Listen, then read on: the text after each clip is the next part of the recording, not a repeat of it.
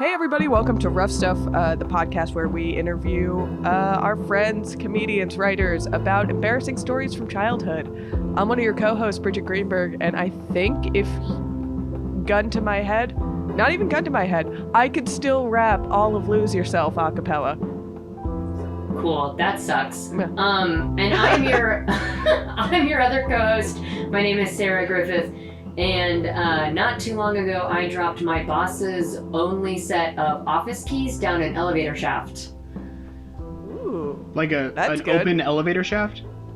Like, you know, the crevice in between, like, the elevator and, like, you can see there's, like, a small slit that you can kind of see all the way down the shaft. Yeah, the key fell out of my literally, there was a hole in my pocket. It fell through the pocket and straight down to the bottom of the shaft. That is one of my biggest fears. Like, every time I go into an elevator, I see that slot, and I'm like, never in my life have I ever actually dropped something down one of those. I know before I die, it will happen. Yep. So one time at my own birthday party, I met my friend. We went up. We lived in an apartment at that time, so we went up the elevator to go to my house where I was having my birthday party. And right as she hands me my birthday card, I immediately drop it down that slot. Oh. And I felt horrible. Wow. And there was a gift card in there, and I was like, well. Thank you. Should we introduce the third voice? We should introduce our guest. Yeah, I mean, I could just be anonymous. I get an anonymous voice with I don't know, that no one ever knows the name. Yeah. So voice number 3. Introduce yourself. Hi, I'm Colin McLaughlin. I'm in my dark bedroom, which has been retrofitted as my home office because my wife has taken my usual home office space because we're living in unprecedented times. Mm. And apparently she's listening to me from the next room because I'm getting a string of text messages about the time she dropped her cell phone down an elevator shaft. So, oh my god. Okay, let's have this conversation because, Colin, like you, I also had an irrational fear of it for the longest time. But you know what's liberating? It's not irrational. It's not irrational, though. You dropped something down the shaft. It's a big, scary hole. But I feel like of a day-to-day concern, that being on my list is kind of silly. But I will say, ever since it happened to me, I've never thought about it again, and it hasn't happened since. So it kind of liberated me. It was because that thing that I was always scared of happened, and I was okay. You know what I mean? Yeah. It's like exposure. It's exposure therapy. Broke through the embarrassing barrier. I was like, no, I'm free of this fear now because I've survived it. It's okay. Like the non-stakes process of how they'll put you up against your worst phobia to cure you of it. Like if you're claustrophobic, they'll put you in a box. Exactly. Yeah. Are you afraid of falling down an elevator shaft too? Is that a fear? No, but I've never looked down an open elevator shaft. It's scary. It's like if I were, it would probably ruin me for multiple days. Like I wouldn't want to get off the ground. Yeah, I just always it was in the back of my head for a while because of soap operas that I never watched but have heard of, and then that Mad Men episode came out where Don almost walks into an open elevator shaft for no reason, and I was harrowed. I think of the Oh Hello sketch where they decide they're going to kill themselves, and so they're looking down an open elevator shaft. So it's if I were to fall down one, that would be where my brain went to try to process the trauma of falling to my death, as I'd be hearing John Mulaney as George and Giggly Good being we're going to kill ourselves, which is that was a terrible version of that voice, but. I have been stuck in a couple of elevators. Oh, wow. I've had to be rescued out of 2 different elevators in 2 different cities. So that's also one that you feared so much, but then it happened and I was like, actually this is fine. I just had to wait. And then it happened again? I think it happened again. Most recently it happened, I was in there for about 30 minutes and when they opened the doors, I actually had to jump down because the elevator had not lined up with the floor. So it was about a 3-foot, what we did was we just scooted on our ass all the way to the edge and then just stepped down. It really wasn't that dramatic as me explaining the story, but yeah, hearing it, I'm sure that sounds fucking insane. I think it sounds dramatic as an outsider, but if that happened to me, I would probably just accept it as the new way. I'm just in this box now. Yeah, this is your This is society. this is You're my gonna life. start rebuilding civil. Yeah, you're And gonna by the start way, building civilization. The most recent elevator incident where I had to like jump out of the elevator, basically, that did happen earlier this year. So 2020, you're just greatest hits, Seriously. baby. Hitting. Can you hitting believe all that- aspects? Know what I was thinking about? Can you believe that we ever once celebrated 2020? Like the first day, we were like, "Let's have a party." We all toasted to I this cannot year. even remember what And I I did take it on back. New Year's Day of this year. It seems like years ago. March Yeah. 1st seems like years Yeah. ago. Can I say something insane and also embarrassing? Earlier this year, I went on a cruise successfully. Oh, I went on That's a full-on disgusting. cruise. Yes, and listen, I wasn't like, oh, thank God I get to go on a cruise. It was like my friend's bachelor party, so I was like, all right, cool. I've never been on a cruise before, so I was like, might as well. And it was just for the weekend. But I think I actually took the very last cruise ever, and that's really cool to be a part of that history. Yeah, you're Once I part of got off history. that cruise, they were like, no more of this. Absolutely Yep. not. And thank That's God, why. because when those stories were coming out about like people being stuck on cruise ships Oh my for God. multiple Oh, days God. and shit. A true nightmare. Oh my God. I would take an elevator over a cruise any day. I would rather be stuck in figured an out how elevator. to jump overboard. You would see me hoisting down a lifeboat just by myself, very Yeah. slowly, with the rope like a goddamn cartoon character trying to get Yeah. out of there. There was no way I could be on that boat in that little tiny room anymore. It was awful. I am shocked that we haven't heard like 3 competing sitcom projects get announced with that exact premise of just like it's wacky characters. 4. Oh, just you Oh, wait. Excuse me, 4, because I have my Yeah. treatment all written Do up. it. I'll have you know. CBS will scoop that shit up. The last weekend of February, we took my parents to Disneyland, and like I think like that's about like the last time where you got the sense that this was gonna blow over and be easy. So Yeah. you're getting the sense that like something's not right, and like you're sitting there at like Trader Sam's and reading the news about like you shouldn't be out in crowds, and like this virus is gonna hit America within the next couple of days, and you're looking around at people, and you're also at Disneyland, and that was surreal. And now who knows if I'll ever get to go to Disneyland again, which is yeah. Or if like I'll want to, because they're gonna reopen it way too soon, they're doing with everything. Well, I'm retired from cruises, so I think that has nothing to do with the virus. It has more to do with the No, I'm cruise also itself. retired from cruises, and I'm I've just never retired. been on a cruise, so Yeah, Yeah. probably. I was smart. never gonna Well, go on let's one, and I'm just- definitely never going on one. Yeah. All right, Smart. let's start Let's the remember. podcast. Let's remember the fun days of going to Yeah. school and only washing your hands for like a few Right. seconds because you're like Putting whatever. your whole just like- mouth on yeah. the water fountain and just like trying Oh to my suck it dry God. like some kind of aqua vampire. Were you that kid? Were I you was the gross definitely kid? that kid in kindergarten. I think by the time I was in first grade, because like when I was in first grade, it was a new school, so like everything was shiny and new, and like even as a 7-year-old, I think there was kind of a sense of like, hey kids, don't fuck this up. Like Right. we're breaking this building in. Like Yeah. let's make this shit last.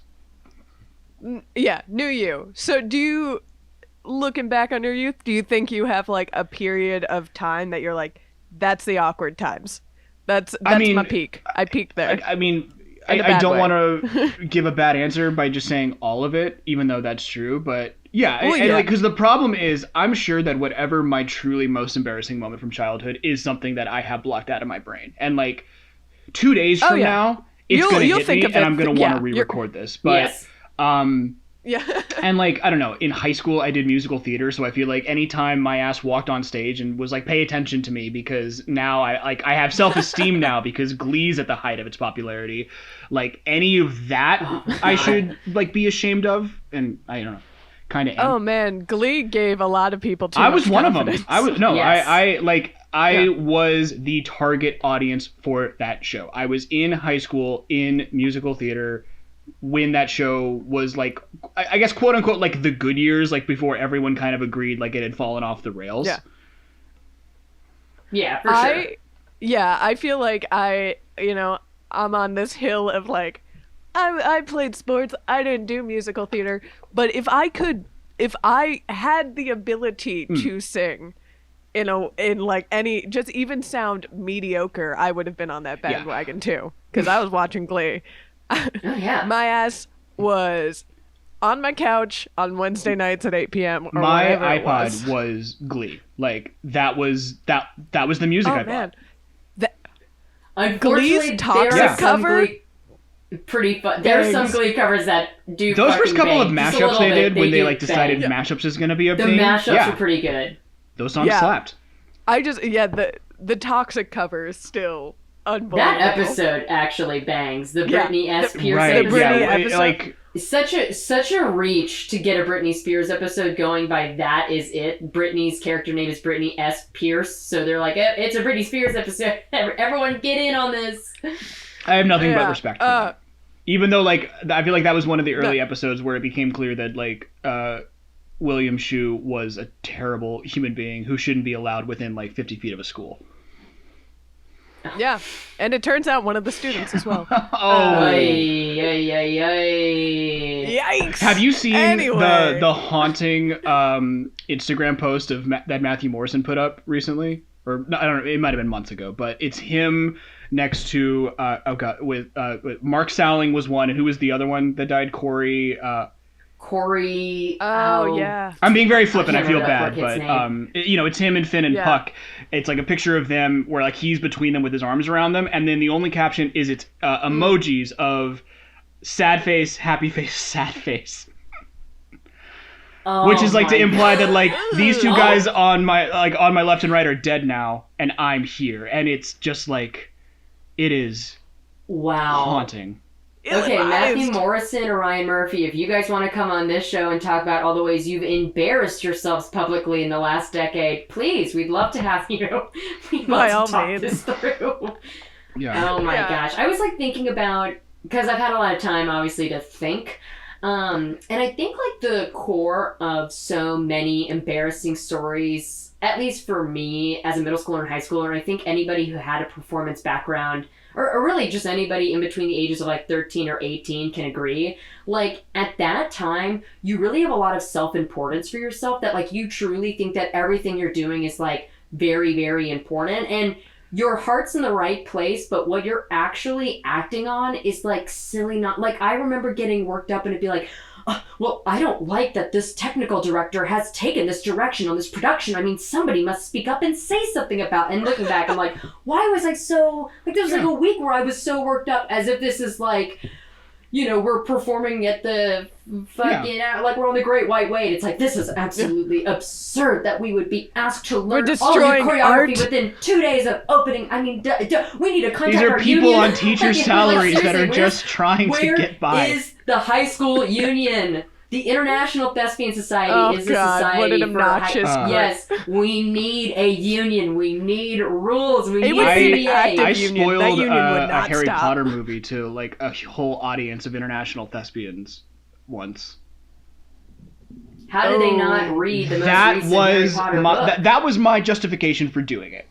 Yeah, it was. So it was Deathly Hallows Part 1. Spoiler alert for Harry Potter Deathly Hallows Part 1. But at the end, Dobby dies, and we took that was a hard one. 25th annual Putnam County Spelling Bee to Thespian Festival that year, and like there's a lot of improv for that show, and I was the principal, so like I kind of just got to do whatever I wanted. And there's a bit in that show where the principal has a breakdown and has to get pulled off stage, so like he's not involved in this next number, and then he comes back on, and you can kind of just make up like whatever you want as like a, hey, I'm sorry about that breakdown, and then just kind of bullshit your way through it. And this was, it was like the weekend the movie came out, so no one had seen it because Thespian Festival starts Thursday morning and goes until Sunday morning. So like, wait, really quick, are you talking about the International Festival in no, I'm Lincoln, talking Nebraska? about the state festival in that was in Corpus Christi that year. We did take it to internationals that year in Lincoln, Nebraska, the worst town in America. A city I've had the misfortune of going to For International Thespian Festival? 2 for internet. 1 because we go there in high school to for scholarship opportunities to audition for colleges, and that's it. And I want you to finish your story, but I have no. What years did that. you go though? Because we were probably there at the same time. So I remember seeing Toy Story 3 at International Thespian Festival. So 2010 I was there. We were there. We saw Toy Story 3 at International Thespian Festival. Wow, that's so crazy. Oh my gosh. I didn't realize, because we don't do any of the Thespian Association, whatever the fuck, activity. Like, we literally just go to that for the college opportunities. So it was like new. This was like a real moment of awakening and like self-awareness for me and my classmates when we saw what we refer to them as overzealous theater kids. We even had a code name for them, Dolphins. Whenever we'd see one out and about, like acting like an ass. Fins up, everybody. Dolphins. Oh, listen, my high school were such bitches. We were like, oh my god, look at these kids singing Hairspray. What about you fucking idiots? Like, we weren't also. Yeah, what were you singing? We were singing the what was the Nicki Minaj album that came out that time? Not the Pink Print, but Pink Friday. That's what we were listening to. But what were you singing? Because obviously it was another. I can honestly say we behaved like, because when I cannot stress enough. We went there under the impression that, like, we need to be on our most professional and best behavior because colleges are looking at us at every single angle, at every single opportunity. There's real scholarship chance for us here. Like, we did, like, workshops at, like, get ready for International Thespian Festival. This is, like, gonna set your whole future. And, like, that is an aspect of it. We weren't prepared for all the other hours of downtime and workshops and bullshit. And I remember, like, sitting in the cafeteria with literally everyone in my school all sat together because we were like, we cannot associate ourselves with anybody else here. And these kids stood up in the middle of the cafeteria and they're like, oh no, hey guys, because this is the last day of International Thespian Festival, we would like to ask that all of you join us in singing Seasons of Love from Rent. And we just think it's going to be like, and like literally as she's talking, my friends started to clean up their trays and like and they were like, get out, we need to leave. And I was like, yeah, I'm right fucking behind you. I don't want to hear this. I feel right like now. there is I'm, like, no nervous chance that you did not call me or one of my best friends a dolphin during one of these periods.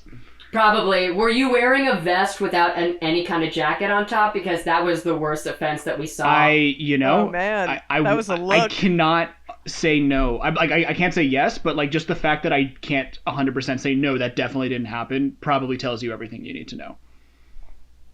Yeah. Bridget, go ahead. I think, so clearly, Colin, you were a theater kid. And I was on the swim team, so that was just like great for the self-image. Where it's like he spends half his time singing and dancing and the other half hanging out in a Speedo. There's something going on there. Yeah. Was that like, were you one of those kids where, you know, your activities, that was like it for you? That was your personality? You were just ride or die? I wouldn't say it was like my only activity. It was just the thing of just, right. I think it was like, my parents are going to make me go all in on whatever it is I decide is going to be my thing. So I might as well like try to figure out. And like, I was in band all in middle school, and it's not like I played the bassoon. What'd you play? I was one of the I was hoping you'd say something like that. I really wanted to play saxophone, and something about like the shape of my mouth was suitable for a double reed, because apparently like, you don't have that many like double reed players in like school bands, because apparently it's hard to play like a double reed, and I could do it. So they like really pushed me towards bassoon. So I did that in middle school, and then like we had my high school was 5A, and like band was a really big deal, and all the middle schools were kind of treated as like funnel programs to get kids into marching band. And it was, Jesus. I don't want to, it was kind of a cult-like mentality in there, to the point where, like, on the day where my mom was driving me to the first day of training camp for my freshman year, for freshman year of college. So this is, like, August 1st. So you have, like, a month of training before school even starts. And I broke down in the car because on one hand, I didn't want to be, like, difficult for my parents. But, like, on the other hand, I just didn't want to do it, because like if you did band, that was all you did. Like they almost like made it a point to be like, you don't get to do anything else. Like you don't get to do band in sports. You don't get to do band in like academic decathlon. Like this is your life. You do 2 hours in the band like is you have life. beginning and after school practice. And so like I just broke down crying in the car because like it was part of everything of like I don't really like giving up a month of my summer to this thing that I'm not 100% committed to. And they like I had to go and like sit before the band director, and like they made my mom come in, and this was like people that I didn't know, and like basically just like dress me down for not being committed. And then after that my mom was like, okay, I think you have a point, these guys are weird. So and so then it was like, so you have to do something. Wow. And I didn't just do school theater. I did community children's theater also, which is like the expansion pack of school theater. So I've been doing that in middle school, and like I knew enough people that were going into theater, so I thought I'd do that. And it still sucked, like because it's like if you're kind of like an awkward like nerd who like doesn't really make friends easily, like it doesn't really matter if you do band or anything else, you're gonna have a hard time. And so like I got mercilessly bullied the first year of high school theater just because like who's this pasty fuck, right? It was we had like we had some pretty bad apples that like had to graduate out before like our theater program in high school was weird because you had like when I was theater kids can't bully each other. You guys gotta stick together. Yeah, absolutely. We're terrible. Are you kidding me? That's our favorite. Did you not hear me earlier when I said we literally had a code word for when theater kids were acting like theater kids? So like my sophomore year, because I was on swim team, so I could, because like you had to take theater 1, which like anyone can take, and then like theater 2, which the only people who took theater 2 were like the hardcore kids, because you have to take theater 2 before you can take advanced theater. And advanced theater wasn't really even a class. It was just it's the 4th period theater class, so you have to take it if you're a lead in a play or a musical, because we start rehearsal at like 2. And because I was on the swim team, I couldn't take theater 2, and so I had to go, like I went in and auditioned for the teachers, and they said, we think that you're committed enough to this that we'll bump you up to advanced theater without having to take theater 2. And as soon as that happened, like I was never directly mean to like the kids, the people that were in my grade who still had to go through theater 2, but I definitely looked down on them. Yeah. Oh man. Yeah, Bridgett, you seem very surprised. I've only ever given kind of like the gloss over summary of my performing arts high school, but like that is as intense and as serious. Like a theater, I think that like a performing arts extracurricular, like a sports extracurricular. I mean, Bridgett, you know, they're intense. But I think people underestimate just how like political, how committed, like how. Like your theater performing art extracurricular is basically like an after-school job. Well, no, that's, I mean, what I've assumed, because the amount of time you have to put into putting on a play, especially with like teenagers, is ridiculous. I don't understand when either of you learned stuff in school.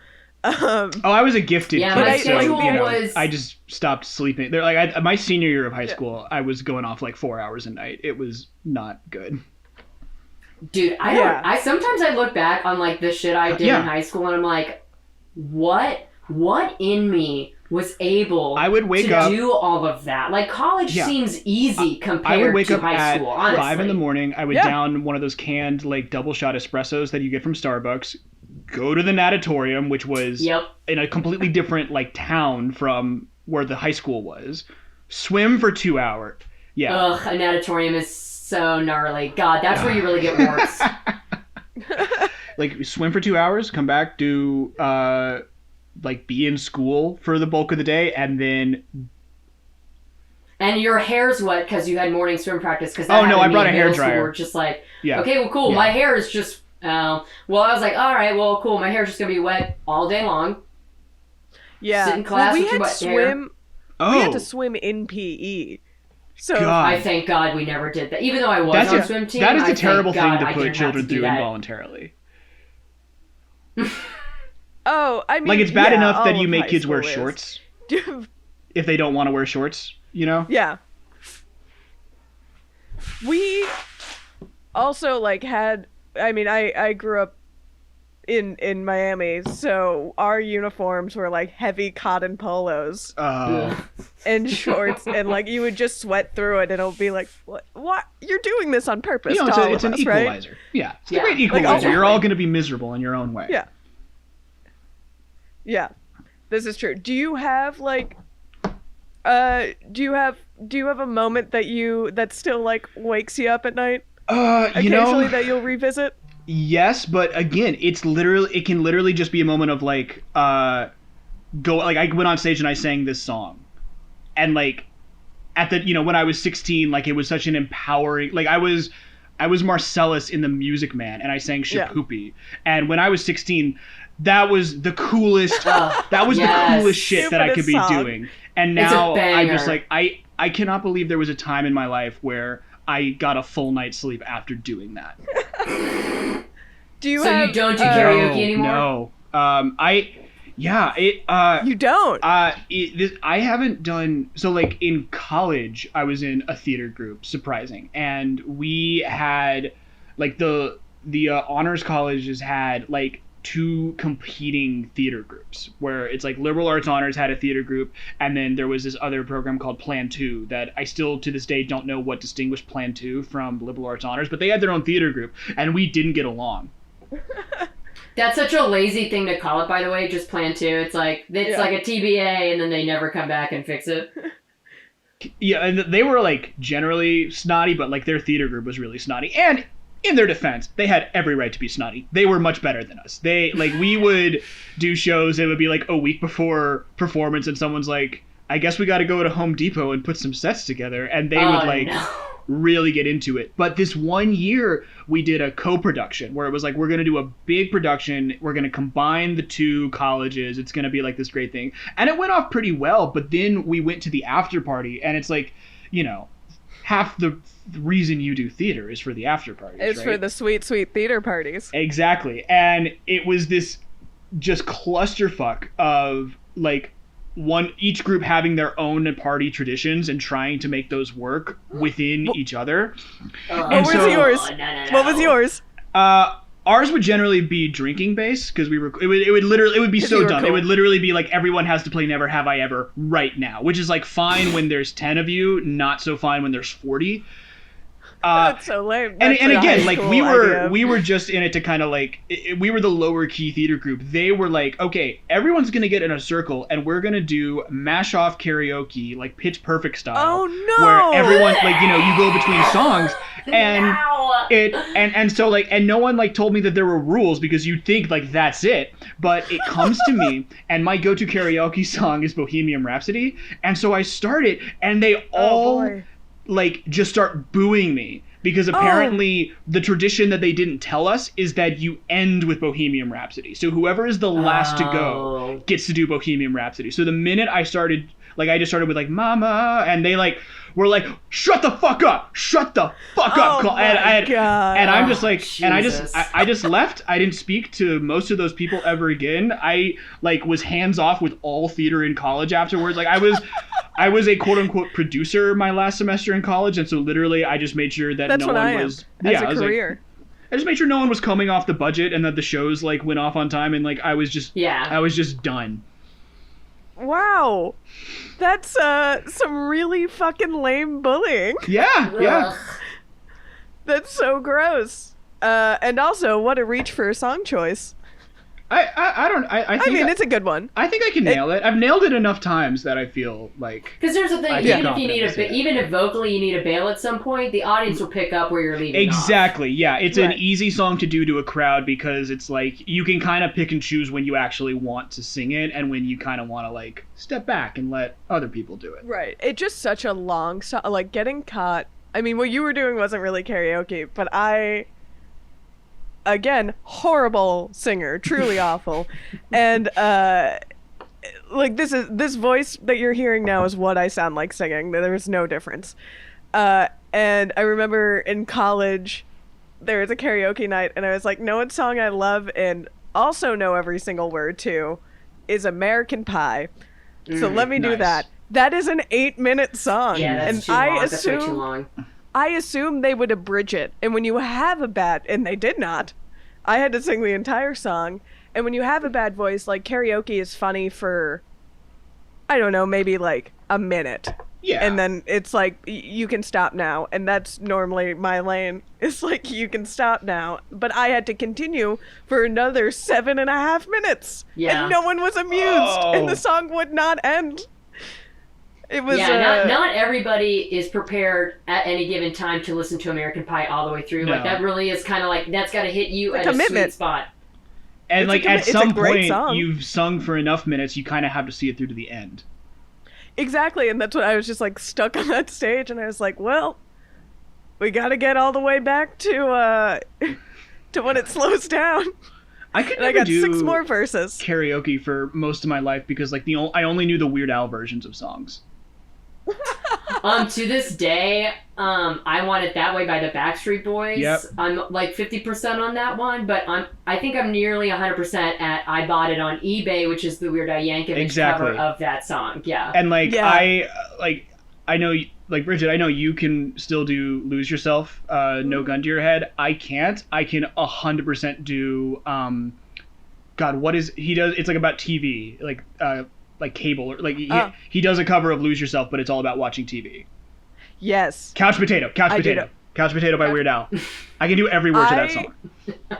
I did it was at a Christmas party. We were doing karaoke and I did Lose Yourself because I thought it would be funny. And it was, but I got out of breath. So it felt like I was running like a marathon in the middle of that Bridgett, song. if you don't have good breath control, that'll happen. You have to maintain your breath control so that you can really hit your measures. It's all about strategy. And I didn't have enough snotty theater kids in my life to teach me breath control. I mean, we were focused so on I the just important stuff in high school. Like finding ourselves through art. Yes, expressing ourselves through the junior version of whatever play that we got for low cost or free because we can't afford licensing to anything. I like the revelation that I don't like. We've had a lot of theater talk on this podcast. Surprisingly, a lot of theater kids turn into comedians, it turns out. Shocking. But I didn't realize there was a hierarchy. Oh, there absolutely the communities. Like, I mean, our theater professor, I mean, it was never like terrible, but you know, I think everyone's competitive, right? It's like, even if like you're not in school sports and like you're in something artistic like theater, like there's still, you'll find ways to be competitive. So like, you still want to be the best. You still want to, like auditions are your competition because that's going to set the stage for like what it's like, will you actually get to do something for the next 3 months, or are you gonna be like sitting off to the side and have like maybe one line and you still have to come to every fucking rehearsal and like give up your Saturdays? That is very true, because sometimes it's like you don't get cast, but like you find yourself on a crew position or whatever, which like I always did genuinely enjoy because I liked doing theater and I liked doing theater with people I was doing theater with. But that is a bitch when it's like, wow, I'm like seriously committed like as many hours as everybody else, and I come on with a bad accent of like whatever the fuck for just like half a second, but I'm still making the same time commitment and like also not being paid or like not getting any kind of sympathy or relief from. No, it's truly child labor. I'm telling you, we need a unionized high school theater groups. No, we need a collective bargaining agreement. We need rights. We had like theater kids deserve no rights. Theater kids do not deserve rights. We had you this. guys are already so entitled. God, yes. Oh my God, and like. I feel like we were okay at like, because we would have people join theater and try to be like that to other people. Like we would like we would be doing a rehearsal and like band would come and like the loading dock that band would need to use to get to the band hall passed behind the theater, and we had like this, like I was like a senior and we had this one freshman that was like, guys, I need you to keep it down because we're in the middle of a performance, and we were all like, dude, like leave the band alone. They're fine. Yeah. They're one of us. They're cool. But like, like we had this weird schism this one year where like the stage manager kind of like rallied all of the crew kids against the actors for no particular reason other than just, it was just like, this very passive aggressive thing of just like, hey guys, so like I know the actors don't share this view, but like I need everyone to be here like on time and like dressed and ready, and we're gonna like it was just like kind of microaggression stuff like that. I'm gonna use microaggression in that term because that's what it was. Well, that's a note that's for everybody, though. Everybody should be on time and everyone should be prepared. So, like, to separate two groups and be like, well, I expect more from you than my own performance. No, dude. You need to tell your performers that if you need to expect more. Ooh, see, I'm back in it. We're 35 minutes into this, and I think I have finally settled on, like, what I should say as my true, like, embarrassing moment from growing up. It's come to me. Like I said, I blacked it out, and now that we've opened up this Pandora's box of theater memories, you gotta warm up to it. My junior year of high school, the school musical was a little show called Thoroughly Modern Millie. Yes. Oh God. Okay, Sarah, I want you to tell me when you get a sense of where this is going. Okay. Because I think you're gonna figure out what it is before I say it, and I'm teeing you up. So Thoroughly Modern Millie, big. Like dance heavy show, so it's one of those shows where like you don't have that many speaking parts, but you have a big ensemble, so you can get a lot of people in, and like they'll sing in the ensemble, they'll do a lot of dance numbers, they won't get to do any of the big solos or anything. And it was that theater director's first year as the theater director. We had like this big regime change, which is like something I can't even get into because of the drama behind it, but it was his first year. I was literally going to say, that is such a rookie mistake of all theater directors to get to a high school and be like, we should do Thoroughly Modern Millie. He'd been the assistant choir director for a couple of years, and then our previous like theater directors left for reasons that I don't want to get into, and so he became the new theater director. And he came from a dance background. He had been a performer on Broadway and like on Disney cruises, and he wanted to do like a big dance show because we'd always those two things go hand in hand. And I will say the show turned out very well, but there's only 4 speaking roles for guys in that show. And I don't know, I was this weird like wild card where I was the one person that got lead roles in the school musicals without being in choir. Because musical was a multi-department venture, band, theater, choir, and orchestra all like came together to do it. So everyone kind of had their say, and the choir director was very clear that it's like, I want you to reward the choir kids by giving them roles in musicals. So it's like you have to be in choir if you're going to do the musical, because that's when we're going to rehearse most of your songs. And I was like the one person that could come in and be like, I'm not going to do choir because I'm on the swim team and I'm not going to swap that second elective, but if I can sing, I can, like, that I won't fuck this up, and I'll come and I'll rehearse with you after school, like whatever you need. And so I was like the one person that was going to probably get one of those roles, but still, like, it was tough because like you have people coming into audition and there's only 4 roles for guys. And there is a subplot, Thoroughly Modern Millie, about white slavery and a woman who is pretending to kind of be like a lady Fu Manchu, and she has these 2 Chinese assistants who don't speak English, and they sing songs in Chinese, and one of them finds love in the end, and the other one like becomes a buddy. And so 2 things. Yikes. Number 1, we had like 1 Asian guy in all of theater and choir. And number 2, whoever got those roles was going to, if not outright learn Mandarin Chinese, was going to have to listen to hours and hours of recordings of the lines so that you could speak them phonetically. So it was going to have to be someone that the teachers could be like, we can trust this person to do it and they won't fuck it up. Which, like, not to toot my own horn, but I was a pretty dependable kid. Like, I really wanted to impress my teacher. So if you gave me a task, I was going to do it. So all this is building up to, I was cast to play a Chinese person in a musical. And what I had to do was not quite yellow face, but it was and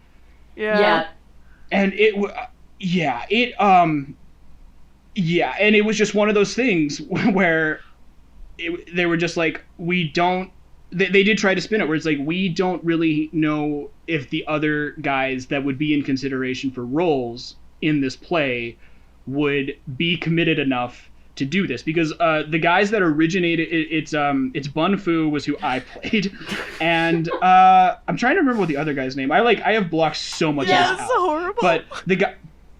It is terrible. The guys who originated the roles, because it's Thoroughly Modern Millie is not like, as a stage musical, it's not that old. It's like 2002 was the first time. Yeah. So like, the guys who originated the roles have recorded, like specifically for high schoolers, they've recorded themselves doing the lines slowly, so that you can do them phonetically without having to learn Mandarin Wow, Chinese. that's an amazing And resource for a horrible purpose. Yeah. Well, because they're assuming you're not going to do the show if you don't have... Yeah, or you cut that part out, which is what a lot of people have done. Yeah. Right. God, yeah, it's Jing Ho and Bun Fu. Those are the two Chinese henchmen. Oh, yikes. And the worst thing about it, honestly, is that my friend Rusty, who was the one Asian guy in choir who did musical every year, did not get cast in the other role. They cast my friend Zach. Wow. Also white and pasty, like myself. Rusty was Jimmy's understudy for it. So, God, it's just like the most like unassuming, like southern, like suburban thing where like you don't think there's any harm in it, because it's like the kids and they're doing a musical. But I've had to like, I get like alerts on my Facebook now whenever like someone comments on like pictures from that musical, and I go and remove myself from the tag, because it's just like like, if I ever reach any level of like minor fame, I'm gonna have to get ahead of it and just be like, guys, it was high school theater, and if you were in high school theater, you don't turn down a speaking role where you get to do your own solo. If you are a white kid that has done high school theater in the last, beginning of time, you have probably been culpable in some kind of horrible stereotype like that, because like, I mean, like a lot of the, especially like, a lot of the classic musicals too that were like coming out in the 50s and 60s when that was like en vogue. It's like, guys, can we literally just like cut this shit? Like, nobody wants to do this, and no one wants to have to tackle this issue. It fucking sucks. Just get rid of it altogether. And this was 2010. Yeah. Like, this is not old enough to be a thing where it's like, we didn't know. I was honestly, when you talked about Thoroughly Modern Millie, the very first thing that came into my head was, so I bet a ton of girls got into a ton of huge fights, because I think one of the worst things about doing Thoroughly Modern Millie, especially in high school, is you obviously pick that show because there's one senior girl who's going to go to fucking Michigan or Juilliard or whatever, Carnegie Mellon, and you're going to cast her as Millie, but all the other girls in the theater department are all going to think, I could be cast as... It's like, no, that is a show you pick for a girl who you want to spotlight. Like, I've never seen that not happen. Our Millie was a junior. Oh, snap. Wow. And she deserved... No, it was my friend Taylor. Super, super talented. Like, she was the person in our high school. I mean, the show was picked for her, it sounds like. Yeah. I mean, she was just the person in our high school where it's like, this girl could go off and, like, actually, like, do something in this. But it was that. Because it's like, there was a big clique of like people, all of whom, and it's like everyone got to do the tap numbers, everyone got to be part of the big numbers, but like there's 4 speaking roles for guys, 2 of which don't speak English, and how many, like, what, and then there's 1, 2, 3, there's 4 speaking roles for women too. It's not 5, I guess, if you count. What a terrible pick, and I feel like so many high schools do it, and there's so many reasons you shouldn't. Like Colin was saying, like a lot of people can, and it is a big flashy musical. People like it. It's safe. Yeah, we had like 40 kids in that show because and like he really wanted to do a tap dance musical. Like that was part of the origin. He wanted to do a show that would be a good showcase for my friend Taylor. And if you have really good dancers in your year or something, that's also like, I mean, I think... Which, like, we didn't. That was the other thing, is like we were never we were not a dancing school. Like, it was just a thing of like, it was the director's like first tee up, getting to kind of head that sort of thing, and that's what he wanted to do. And the musical turned out like it was a good show. It's just now I have to cringe over it. Like they would always like put up. You would do auditions all week, and then they would put up the cast list at the end of day on Friday, lock the doors to the theater room, and sneak out the back so that they didn't get mobbed. And like I saw it, and like I literally. like I think this is like Friday night. I think this is like my own personal Friday Night Lights episode. Like I literally just went to the pool. Because if you were on a school swim team, you could get into it even like basically if it was open, you could go use it even if like it wasn't like public time. And I literally just swam laps processing the emotion because Dude, you're an episode of Glee. This is an episode of Glee. That's dramatic. Dude, I spent weeks prepping to play Trevor Graydon III, which is a role where you basically have to sing a song and then you have to keep singing it faster to the point where you take a song a verse that like at the beginning it's 90 seconds and then by the end you have to sing it in 15. Oh. And like I nailed that shit. Well, yeah, you're so you like that's you all had I that wanted. lung capacity. And my friend Brandon, who joined theater that year, got it because he was taller than me. I just read school some and also was really good. Like he knocked it out of the park too. But it was just a thing of like they're like, well, Brandon's not going to learn Chinese. Colin, we bet you will. We bet your attention starved. Yeah. So I literally just went and I swam laps and then I just came out of it and it was just like, all right, I know why they did it. I kind of feel like I've screwed myself over by being too committed to theater. Not the first time. It's an easy hole to fall into, overcommitting to theater. I'm just gonna own it. I'm just gonna own it. And I owned it probably too hard. I feel like there's like I remember our school just baffling choices or like things to keep in plays because I remember our school they always did like a Shakespeare play that everyone had to go watch. And one year for our predominantly Jewish school did Merchant of Venice. With a nod. And like the theater teacher because Shakespeare's educational, it doesn't have context. Yeah, well, and the theater teacher was not Jewish, and all of us are sitting there like, what the hell is happening here? I'm in pain for you. That hurts. As you have like Jewish kids playing Shylock. Wow. I am an advocate because in high school I never did a musical. I never ever did. I was only in plays. And I say if you are in charge of a high school theater program somewhere, do plays. Like there are tons of ensemble plays that are contemporary and fun. It doesn't always have to be musicals and Shakespeare. Like fuck it, I know we dragged him on this goddamn show and then he died the day the show came out. But Neil Simon, seriously, just Great Brighton Beach Memoirs. Brighton Beach Memoirs. What's wrong with Brighton Beach Memoirs? You reached into his pocket and you didn't find any candy because your dad had died. I mean, come on, these are classic monologues. We love it. Yeah.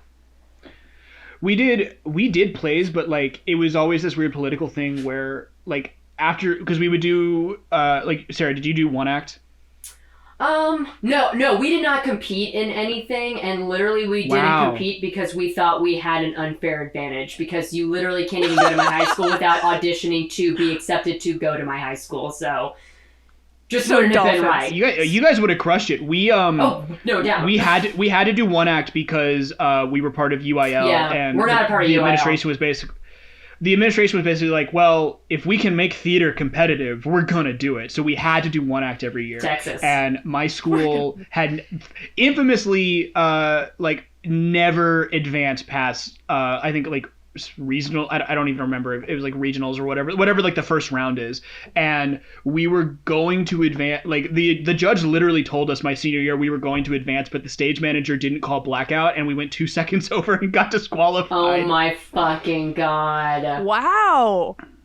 This Brutal. is intense. Competitive theater is something that's very funny to me. Yeah, the idea of it ruined. Yeah, it was like dumb until we got into it. Yeah, it's so unnecessary, and like as someone who now is who just played sports in high school and is now a competitive maniac, I was like, I didn't need this in my adolescence. If we just threw this out and I was chill, maybe I wouldn't be on Lexapro right now. It makes sense when you have a class of people who are like seriously pursuing an acting career. But of my theater class, and we were like a serious theater class. Yeah. There's only like a handful of people who are still acting today. Right. Well, also being competitive amongst each other, like that's just you're a teenager, things feel dramatic and like the end of the world. Like you're going to be competitive one-on-one with anybody around you, unfortunately. Right.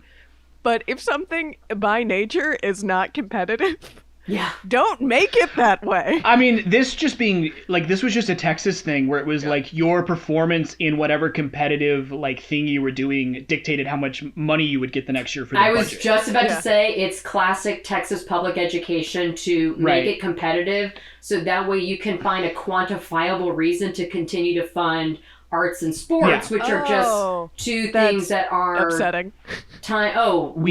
Yes. Yeah.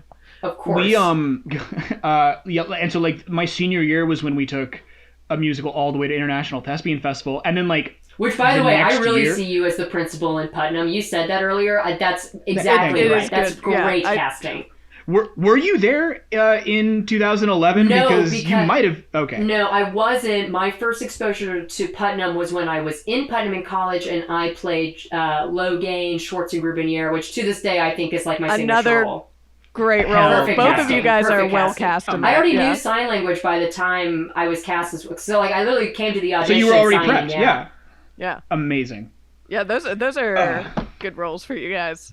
And Putnam is Putnam is a musical you do when you have the cast, because you either have the cast or you don't. Yeah.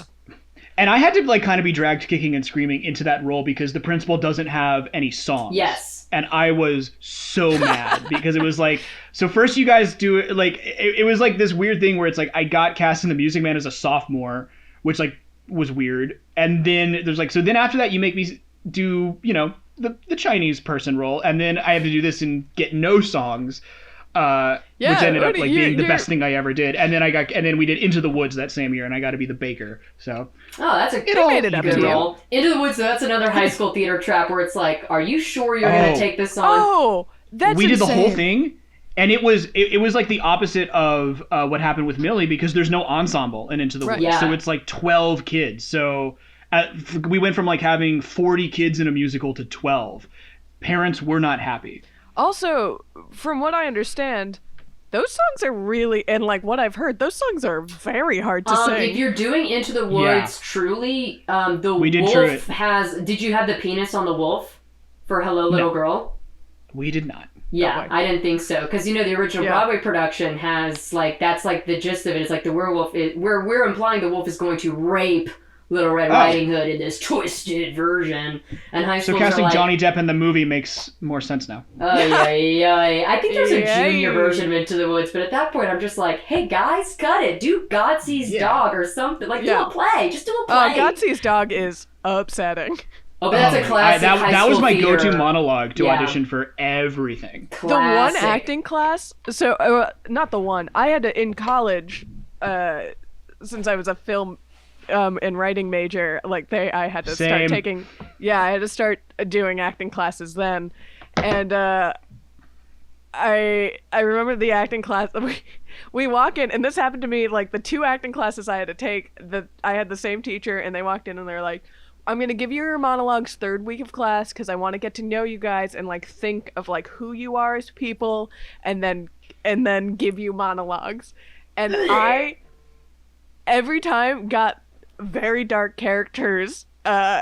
So in I got a monologue from Dog Sees God, the whatever version of Lucy, where she's she's in the asylum talking about setting the girl's hair on fire, and I was like, I love lithium. Right, and talking about how she loves lithium, and and I was like, this is, so you hung out with me, or like got to know me over 3 weeks, and you were like, she sets people's hair on fire for sure. Or like there's always like one or two girls in high school. She thought you just had like a manic zany energy. Yeah. I feel for the girls in high school and college who always get cast in roles of like provocative women, sex workers, you know, bombshells. Like, dude, what's the comment you're making that you keep casting this woman in this young girl, this teenage girl in these kind of roles season after season? Yeah, it's always the same handful of people that have those like charactery. You get typecast. Honestly, typecasting is a big issue in educational theater communities. Yeah, I can imagine, because it's not appropriate to typecast 16-year-olds. Yeah. No. Also, somebody has to play the old character. Well, it's also just like there are just some shows like just don't do them. Like there was like this it was this like myth, like this mythic production of that like we didn't do, but like we all knew about this school in Houston that tried to put on Rent, and like the director got fired, as they should have been, because you tried to do Rent as a high school production. I kind of feel like whenever they release the rights and high schools are allowed to do Hamilton, I'm gonna like go on a cross country. I'm gonna like find the high school and just go. Just out of curiosity. You're right. I want to see Hamilton Jr. I do want to see Hamilton Jr. No, I think the right thing to do is go and like burn the auditorium to the ground, so they just have to like rebuild. It's going to happen. Bridget, you know, you don't quite understand the experience of going to an educational theater, because I think I've talked about this in the show before, that like my senior year we would go to other high school productions and like really just be bitches about it. I like really just be bitches about like we saw, oh my god, the number of shows I saw with we would literally make notes on our playbill you guys of are like the worst. Talking points. Amazing. Of course, are you fucking kidding me? We're oh my god. And us jocks get the bad rap. The exception to the rule, you're out of your mind. Okay, this is what everybody's doing. And jocks are the assholes. You would do showcases for one act where like one school would host and all of the schools that we were going to be competing against would come and like workshop their play. And it was kind of this weird thing where it's like, I guess you're going to show your cards.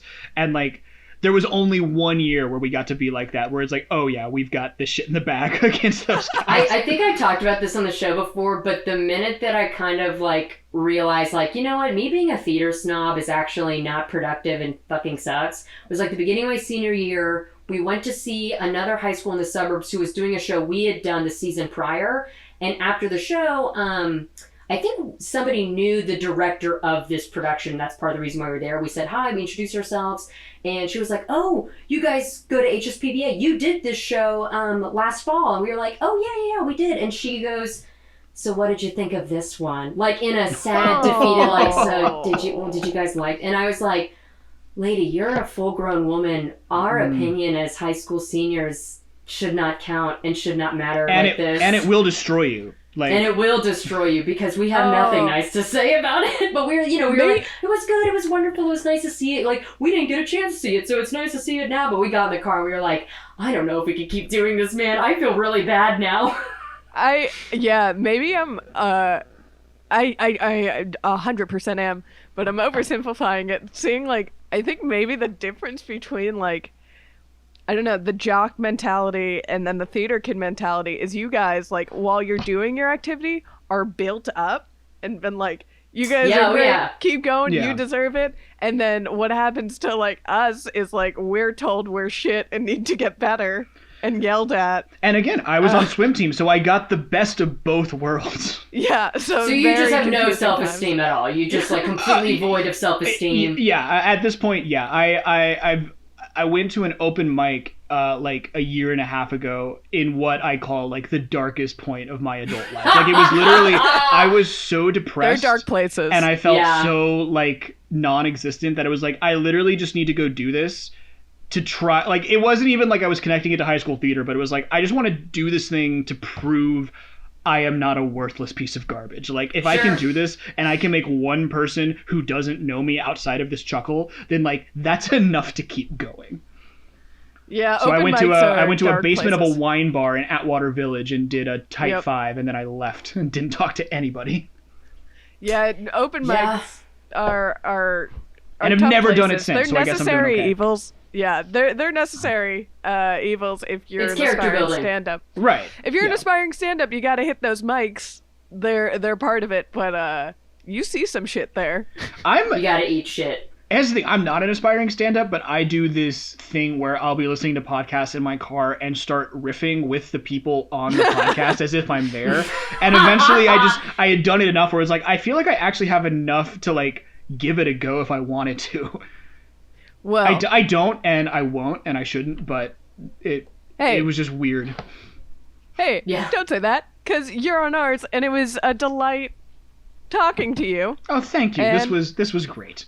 This was fun to get into. Yeah. Revisiting some fond memories. Yeah. And some not so fond ones. And I did have a lot of fun doing theater in high school, and I will say, because I've been shitting on theater kids, on a defense of theater kids, would you rather have actors and actresses get all their bitchy, snotty, entitled attitude out as they're teenagers? Oh, get it or would out. you rather that come to fruition later when they're actually professionals? Exactly. Get it yeah, out. I That's wouldn't. why I it's wouldn't there. change Get it out. anything about like me in high school in theater, other than the yellow face bit, Yeah. which was Yeah, not. It that was not was- yellow face. It was just. Fair. It was close enough that I Inappropriate. will have to. Yeah, it was. It should have done. But yeah, no, it's like I Look. wouldn't not do it. Like I remember. There's like a joke in the 21 Jump Street movie where Channing Tatum's like, all these kids have like good self-esteem. It must be because of Glee. Fuck Glee. And Yeah. like the whole crowd in the theater that I was seeing it with like cheered and clapped. And I was kind of like, you guys don't get a shit on Glee because you haven't like been in the like. I'm a fan You've of been Glee. in the shit. Yeah, I'm a fan of Yeah. Glee. I can say fuck Glee. You're just saying it because I don't know. You don't like singing or dancing. Yeah, because you have no soul. All right. Exactly. Yeah. Glee right. was good. Was it? And Yes, I know. Glee was good. Yes, ultimately Glee was good. We learned a I mean- lot from Glee. Yeah. it was exactly what you think it was, but there were good songs. Some of those songs are bangers. Yeah, some of them are bangers. I fell off, like, as soon as I got to college, my interest in Glee just evaporated. Oh, absolutely. As yeah. soon as I I'll tell could you, it not was relate to them. International Thespian Festival. Once I saw Glee with my own eyes, I was like, Yeah. I didn't realize this was literal. Yeah. Glee And is also literal. culturally, it went too far. We went too far with acapella those couple of years. But, yeah, just thank you, Ryan. Thank you, Ryan, for trying. Yeah. But we're good. But know what? You guys got your justice. And Yes. I mean, it is going to come back in some fashion within the next couple of Ryan years, Murphy's right? threatening. I He's know. threatening. Like, no boy. they'll bring back everyone except for Diana Agron and obviously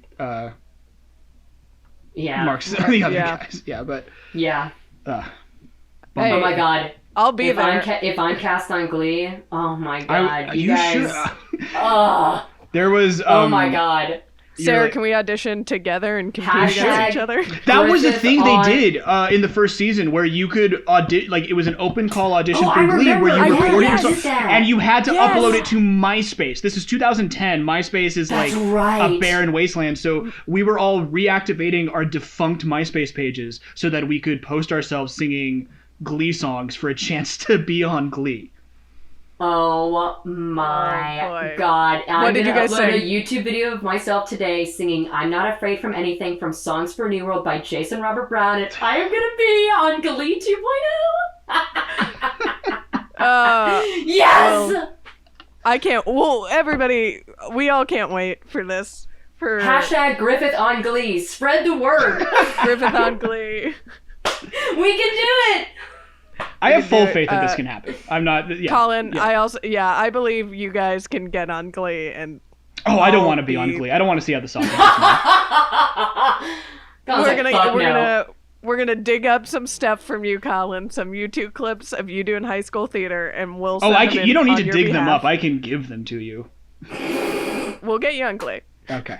Yes. But yeah, again, thank you so much for joining us. What do you got going on? Tell people where they can find you. I think like every episode of Ben 10 is available to watch on the Cartoon Network website. So if you are 6 or if you like Ben 10, check that out. And I wrote for a show called Power Players that I think is on Netflix now. So again, it is for small children, but small children need TV too. So they do. those are my plugs. Exactly. Other than that, And your Twitter account? You know, Twitter account is this effing nerd, which I probably should change to be. You just find Colin McLaughlin plus Joker. I stepped tweet will into come it up. with Joker Twitter recently, so if you just search for those 3 words, you'll find me. Assuming you haven't dangerous been place. doxxed by the time this episode has come out. That's true. I mean, it's just like, we live in a society, and it's coming for me. Exactly. It is. Well, yeah, definitely check out all those stuff and follow Colin's work. And you know where to find us on Twitter by now, I would hope. at Rough Stuff Pod. That's us across the board, Instagram and Facebook. If your parents are on that, they can follow us there.